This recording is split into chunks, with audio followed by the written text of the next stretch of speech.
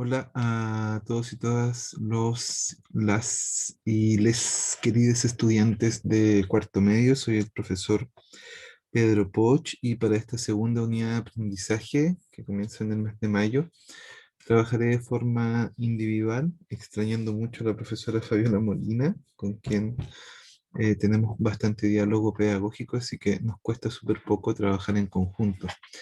Pero bueno, esta unidad trabajaremos de forma individual, aunque, como ustedes saben, para cuarto medio yo ofrezco dos asignaturas. La primera se llama Educación Ciudadana, es una asignatura nueva en el currículum nacional, y la segunda se llama Mundo Contemporáneo, que también es nueva y que un poco vino a reemplazar la antigua asignatura de Historia, Geografía y Ciencias Sociales.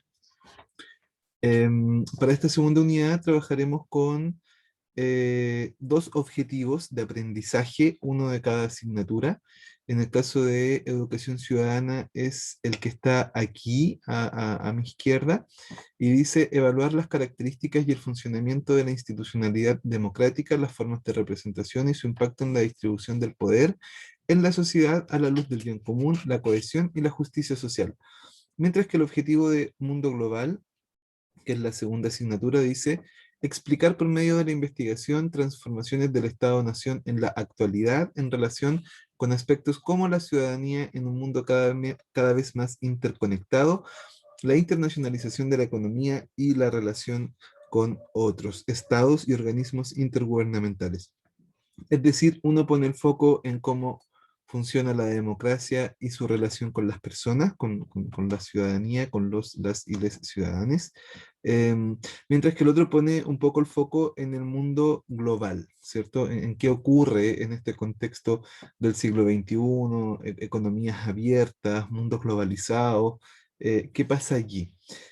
Como la idea es vincular o mezclar de alguna manera estos dos objetivos de estas dos asignaturas, yo propongo un tema o núcleo pedagógico que es por el que vamos a transitar a lo largo de la segunda unidad, que es el que está establecido acá. Dice, la ciudadanía en un mundo global, ¿cómo nos integramos a la comunidad política local y global? ¿Ya? Esta es la pregunta que nos va a acompañar a lo largo de las 4 o 5 clases que vamos a tener. Ya vamos a mostrar la ruta y se van a dar cuenta que está un poquito más compleja que la del semestre pasado porque hay algunos feriados y algunas suspensiones de clases entre medio.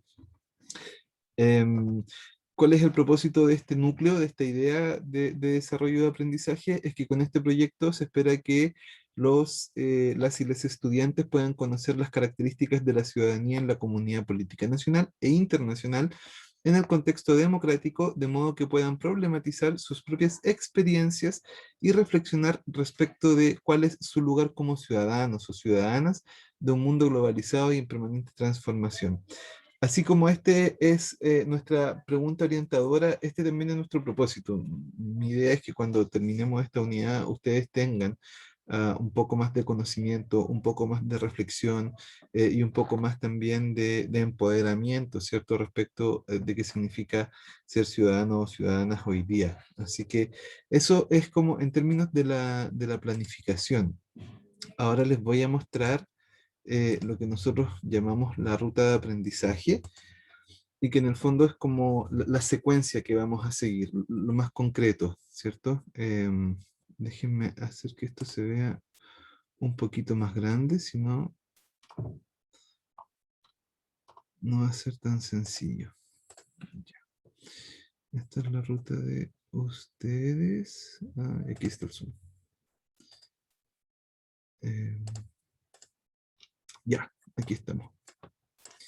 Entonces, esta es nuestra ruta de aprendizaje, esto es lo que vamos a transitar durante la unidad 2. Están indicadas las dos asignaturas, Educación Ciudadana y Mundo Global. Es un proyecto de aprendizaje porque están integradas más de una asignatura. La vamos a realizar todos los días viernes a las 9 de la mañana. Mi nombre es Pedro Poch Pla, es el apellido de mi madre, el segundo. En general me conocen como Poch o basta con que me digan profesor, no hay ningún problema. Y este es mi correo. Para este proyecto voy a utilizar uno de mis correos personales, no el correo de los proyectos de área que es el que habíamos utilizado el semestre pasado. Atentos y atentas con esto, que ese va a ser nuestro mecanismo de comunicación más expedito. Escríbanme, háganme todas las consultas que quieran, puede que me demore más de un día en responder a veces, porque estoy haciendo otras cosas más, pero si me escriben, tengan la certeza de que van a recibir una respuesta. Em, Nosotros debiéramos haber partido originalmente el 14 de mayo, el viernes de esta semana. Este video yo lo estoy grabando hoy, que es martes, y debiéramos haber partido el viernes 14, pero no va a ser posible porque el viernes 14 vamos a tener una pequeña actividad institucional por Zoom, claramente, pero que tiene que ver con el festejo del Día de los y las Estudiantes, ¿cierto? Así que no vamos a tener clases porque es el día de festejo de ustedes. Si estuviéramos en el colegio, habría alguna actividad comunitaria, algo más entretenido, seguro. Pero bueno, por ahora va a ser una pequeña actividad virtual y luego la suspensión del día de actividades de aprendizaje. Así que no nos vamos a ver el 14 de mayo. Esta cápsula un poquito va a reemplazar aquello.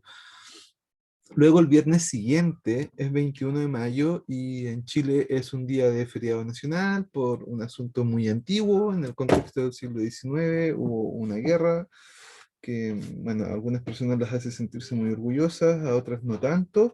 Y el asunto es que, no, a propósito de una derrota que hubo en esa guerra, el 21 de mayo es un día feriado, así que no vamos a tener clases tampoco. Por tanto, recién nos vamos a venir a encontrar el 28 de mayo, ya casi a fin de mes. Va a ser nuestra primera sesión sincrónica y en esa oportunidad nos vamos a reunir para discutir respecto de tres conceptos. De antemano, quienes quieran, vayan profundizando en esto, vayan buscando información, vayan preguntándole a otras personas, porque el 28 de mayo nosotros vamos a conversar y a discutir, por cierto, porque vamos a traer algunas experiencias problemáticas, algunas experiencias controversiales respecto de qué es la ciudadanía, qué es el Estado y qué es la nación. En teoría, sobre Estado y nación ya debieran haber algunas ideas más o menos asentadas. El Estado es una estructura que organiza el poder en una determinada sociedad, particularmente en un país, y la nación tiene que ver con las identidades, las personas, los grupos, los pueblos que existen bajo el poder de este Estado. Durante el siglo XIX, al momento en que se desarrollaron las independencias en Latinoamérica, ¿cierto? En la primera parte, ustedes saben, en Europa se estaban como juntando estos dos conceptos, Estado y nación. De hecho, se hablaba del Estado-nación, porque en el contexto europeo tenía un poco más de sentido, ¿cierto? Fueron las naciones europeas las que finalmente en el siglo XIX construyen sus estados a partir de la superación de los regímenes monárquicos. En América se quiso copiar un poco ese modelo, pero el problema es que no existían las naciones propiamente tales. Existían, por cierto, los pueblos indígenas, los pueblos originarios, que habían sido muy oprimidos por los gobiernos coloniales, y dentro de los gobiernos coloniales había un sistema prácticamente de castas, ¿cierto? Estaban los delegados, los representantes del imperio español o portugués, que no se consideraban americanos, por cierto, se consideraban europeos, españoles o portugueses. ¿Qué decir en América del Norte con Estados Unidos y Francia? Otra historia, pero similar. Eh, Luego estaban los hijos o hijas de estos delegados imperiales que se consideraban de alguna manera los criollos y transitaban un poco entre ser hijos de este terruño, pero también tener un vínculo muy grande con el mundo europeo. Y luego existía una gran cantidad de población, mucha gente a la que se denominó como ampliamente el bajo pueblo, ¿ya? Entonces, en consecuencia, habían castas sociales, habían grupos muy cerrados a los que era imposible como acceder o transitar, sino que tú te quedabas en el que habías nacido. Um, y no existía esta idea de nosotros los chilenos, nosotros los argentinos, nosotras las peruanas, nosotras... Habían países que ni siquiera existían, ¿ya? Cuando se acaban los imperios en América Latina en la primera parte del siglo XIX, de cuatro virreinatos que había, en el Perú, en el Río de la Plata, en Nueva Granada y en México, se pasa a un mosaico de 16 países. Entonces aquí se fuerza un poco la idea del Estado-Nación y en el fondo lo que ocurre es que son los estados que además fueron capturados de alguna manera por los sectores más oligárquicos y aristocráticos de la sociedad, es decir, por quienes tenían más dinero y más fuerza militar, eh, el Estado queda en manos de ellos y ellos se dan un poco a la tarea de construir a esta nación, de modelarla. De decir, entonces desde la oligarquía que capturó el Estado, un poco se le dice a todo el resto, bueno, ¿qué es ser chileno chilena? ¿Qué es ser argentino argentina? ¿Qué es ser peruano peruana? Y así vamos subiendo por el mapa y bueno, incluso en el caso, ¿cierto? Y esto me lo pueden refrendar mucho más las personas que han estudiado allá, en el caso colombiano, venezolano, panameño, ecuatoriano, además es mucho más complejo porque hay una primera estructura nacional que se llama la Gran Colombia, ¿cierto? Y entonces después derivan allí con conflictos internos distintas nacionalidades.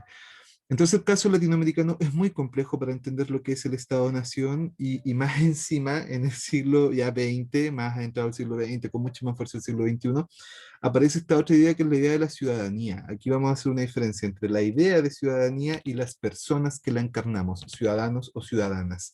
¿Ya? La idea de la ciudadanía está regulada en todas las constituciones de los estados republicanos con regímenes democráticos y se entiende la ciudadanía como la pertenencia, esta es casi una definición así de diccionario, la pertenencia a una comunidad política. ¿Ya? Por eso la ciudadanía tiene que ver con la habilitación de ciertos derechos que se denominan los derechos ciudadanos. ¿Ya? En general, en la mayoría de los países son los mismos, hay requisitos de edad, hay requisitos de carácter judicial, es decir, no haber sido condenado a una serie de penas, ya vamos a entrar a todos estos detalles que se conocen como penas aflictivas, que son penas de cárcel, eh, tener la nacionalidad, que es otro requisito que está muy tensionado en el contexto del mundo globalizado, ¿cierto? O sea, para ser ciudadano además tengo que ser connacional de una determinada ciudadanía, o sea, de una determinada nación, de un determinado estado. Pero bueno, también hay algunas formas de hacer un lado ese requisito y luego existe la habilitación. Entonces, al obtener la categoría de ciudadano, estoy habilitado o habilitada para participar de esta comunidad política. Y uno de los derechos que se me asignan en consecuencia es el derecho a voto, ¿cierto? Todas las personas, todos los ciudadanos y ciudadanas, básicamente si ustedes le preguntan, se paran en el centro de la ciudad y le preguntan a las personas qué es ser ciudadano, qué es ser ciudadana, seguramente la mayoría les va a responder que es tener derecho a voto. Bueno, es un poquito más que eso, ¿ya? Y esas son parte de las cosas que vamos a ir conversando en las siguientes clases. El 4 de junio vamos a hacer una clase sobre ciudadanía y democracia. Y en consecuencia ahí vamos a conversar de esto que les planteaba recién, que es cuáles son las otras formas de ejercer la ciudadanía más allá de ir a votar. La democracia, que es un régimen de gobierno, está sustentado sobre la idea de que los ciudadanos y las ciudadanas son quienes toman las decisiones. Uno de los problemas que tenemos en general en las democracias latinoamericanas es que esa toma de decisiones, una vez que las personas han votado, se separa, ¿cierto? Y las decisiones las pasan a tomar los representantes y las ciudadanías quedan expectantes a un lado o muchas veces desechadas y maltratadas. Entonces, para este siglo XXI tenemos que reflexionar con profundidad qué es ejercer la ciudadanía, qué es ser ciudadanos o ciudadanas en estos contextos democráticos. La semana siguiente, que sería la del 11 de junio, vamos a tener una semana asincrónica. Esto es a nivel del establecimiento, seguramente los profesores, las profesoras tutoras se los van a explicar, tiene que ver con un acuerdo de carácter comunal de los diferentes integrantes de las comunidades educativas, donde se decidió que cada 3 semanas de clases tuviéramos una semana, comillas, comillas, como de descanso o de menor impacto y de menor trabajo, ya sea para que los estudiantes y las estudiantes se puedan ir poniendo al día con algunas tareas, como los profes también tengamos tiempo de ir revisando lo que ustedes han hecho e ir generando el proceso que nosotros llamamos de retroalimentación. Nos vamos a volver a juntar entonces el 18 de junio, donde nuestro tema va a ser ya salir de lo nacional, salir de este espacio local, salir de Chile, de Colombia, de Venezuela, para meternos en lo que se denomina el mundo global, ya este mundo del siglo XXI, que ha sido una superación de el mundo bipolar, o como se le llamaba el mundo de los años 90 hacia atrás, que era el mundo regido por la Guerra Fría, donde había que estar en uno u otro lugar ideológico para poder establecer ciertas relaciones internacionales. Eso fue superado tanto en términos políticos por, de alguna manera, el triunfo del capitalismo, pero también por una serie de tratados internacionales y pactos internacionales que empiezan a entender que la política es un problema comunitario y global y no solo de las localías y de los países específicos. Por tanto, ahí nosotros vamos a conocer alguna experiencia respecto de cómo se han ejercido ciudadanías globales en el mundo. Seguramente las experiencias europeas son las más ricas porque son las que han avanzado más en derecho, pero en Latinoamérica también hay algunos casos, ¿ya? El Mercosur tiene algo de eso, el Acuerdo de Libre Tránsito por las Américas también tiene algo de eso. Entonces vamos a conocer un poco cómo se han ampliado estas fronteras y cuáles son aún las cosas que nos falta por tener, ¿cierto? Como por ejemplo esta cuestión de incluso la participación política, la representación, y muchas cosas que están además hoy día en el debate público a propósito de lo que está ocurriendo en Chile con la Constitución, ¿cierto? Una semana después, chuta, aquí no puse las fechas, pero es una semana después, a fines de junio, la última semana de junio, vamos a tener la última clase, propiamente tal, que va a ser una clase ya netamente de ciudadanía y globalización, particularmente en su variante económica. Es decir, ¿qué pasa en este mundo económicamente globalizado? ¿Qué pasa con la ciudadanía? ¿Ya? ¿Hasta dónde nosotros podemos participar de aquello? ¿Cuáles son los problemas que nos van a quejar? ¿Cuáles son los problemas de carácter económico que hoy día le ponen limitantes al desarrollo de la ciudadanía en algunos países? Y vamos a ver algunos casos específicos que tienen que ver principalmente con el medio ambiente, el cuidado del ecosistema, el problema de la propiedad sobre las aguas, sobre las semillas, sobre las patentes transgénicas, etcétera, etcétera. Hay muchos temas ahí que son muy bullentes y también de seguro por los cuales las personas jóvenes como ustedes deben tener bastante interés. Finalmente, la primera semana de julio, esto si no me equivoco, voy a ver mi calendario que lo tengo aquí, debiese ser el 2 de julio. Esto es el 2 de julio, el número 8. Ahí vamos a vamos a aplicar un instrumento de evaluación. Esto se los voy a explicar inmediatamente ahora, pero vamos a aplicar un instrumento con preguntas tipo PTU, ya que ustedes están próximas a 6, 7 meses de rendir la prueba de admisión a la universidad. Me imagino que no todos tienen el mismo interés, pero también creo que un grupo amplio sí puede estar interesado o interesada en acceder a la universidad. En el caso chileno, para eso hay que rendir un examen que tiene altas consecuencias, que tiene altas dificultades.